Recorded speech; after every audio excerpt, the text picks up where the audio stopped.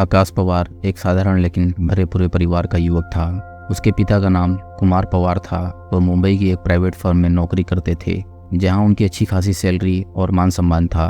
परिवार में किसी भी चीज की कमी नहीं थी। परिवार की गाड़ी बड़े ही आराम से चल रही थी। आकाश परिवार में सबसे छोटा था, इसलिए परिवार के सभी सदस्य उसे बहुत प्यार करते थे। इसी वजह से वह जिद्दी बन गया था। वह जिस चीज की हट करता उसे लेकर ही मानता था। आकाश सुंदर और स्मार्ट था। इसके अलावा वह फैशन परस्त और दिल फेंक था, लेकिन पढ़ाई में उसका मन नहीं लगता था। बीकॉम पहले साल में फेल हो जाने की वजह से कॉलेज प्रशासन ने उसे बाहर का रास्ता दिखा दिया था। इसके बाद भी वह अपने आवारा दोस्तों से मिलने जुलने कॉलेज परिसर में आता जाता रहता था। करीब 3 साल पहले प्राची जाड़े और आकाश पवार तब मिले थे जब दोनों ने इंटरमीडिएट कक्षा में दाखिला लिया था। आकाश पहली नज़र में प्राची का दीवाना हो गया था। इसके बाद वह प्राची के करीब जाने की कोशिश करने लगा। 65 वर्षीय विकास जाड़े अपने 6 सदस्यों वाले परिवार के साथ रहते थे। उनकी किराने की दुकान थी जो अच्छी खासी चल रही थी। दुकान की आय से परिवार का आसानी से भरण पोषण हो रहा था। उनकी चारों बेटियां परिवार के लिए मिसाल थी, क्योंकि वे सभी अपने काम से काम रखती थी। विकास जाड़े के लिए उनकी बेटियां ही सब कुछ थी, इसलिए वो अपनी बेटियों की पढ़ाई लिखाई पर अधिक ध्यान देते थे।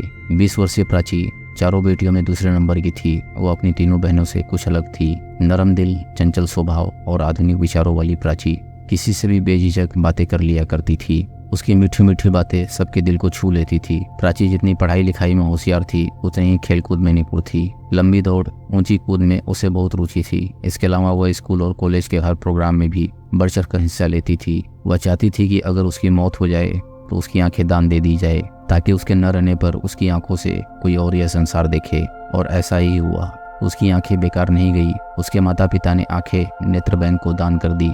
चूंकि आकाश प्राची के कॉलेज का ही साथी था, इसलिए उसकी आकाश से दोस्ती हो गई, लेकिन वह दोस्ती सिर्फ औपचारिकता भर थी। प्राची आकाश को सिर्फ अपना दोस्त मानती थी और उसके साथ हंसती बोलती वो घूमती फिरती थी। लेकिन आकाश पवार ने उसकी दोस्ती का अलग ही मतलब निकाल लिया था।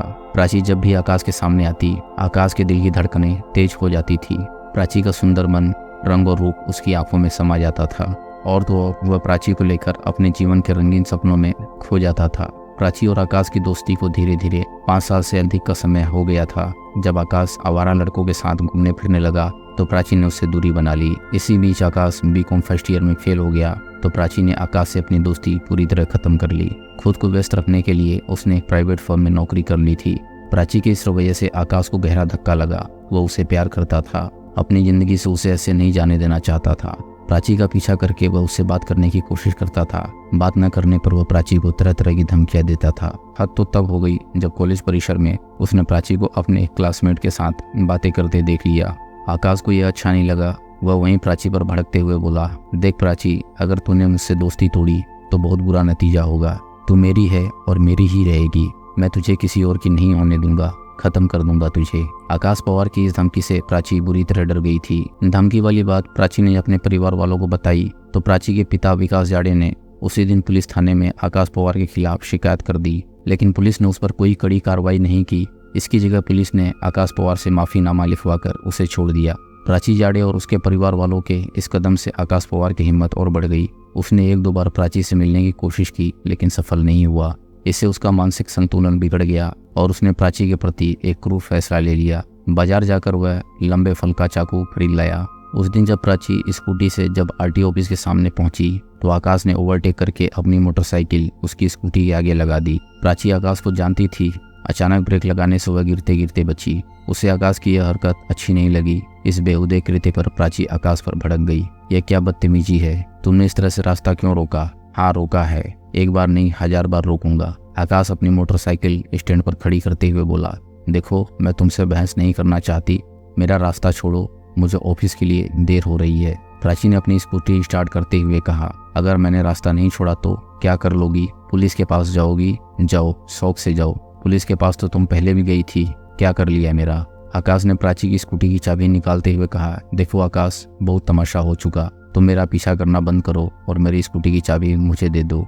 कहते हुए प्राची अपना हेलमेट सिर पर लगाने लगी। तभी आकाश ने प्राची का हेलमेट छीनकर उसे हवा में उछालते हुए कहा, तमाशा हमारा नहीं तुम्हारा है प्राची। आखिर तुम यह मान क्यों नहीं लेती कि तुम्हें मुझसे प्यार है? हम दोनों एक दूसरे के लिए बने हैं। दोनों मिलकर एक नई दुनिया बसाएंगे जहाँ हमारे ऐशो आराम के सारे साधन होंगे।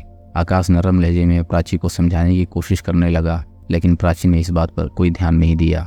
आकाश, ये तुम्हारी गलतफहमी है। मैंने न तो तुम्हें कभी प्यार किया था और न करती हूँ। यह बात मैं तुमसे कितनी बार कह चुकी हूँ। मैं पहले भी तुम्हें अपना एक अच्छा दोस्त मानती थी और आज भी मानती हूँ। इससे ज़्यादा तुम मुझसे और कोई अपेक्षा न रखो, समझे? प्राची ने साफ साफ कह दिया।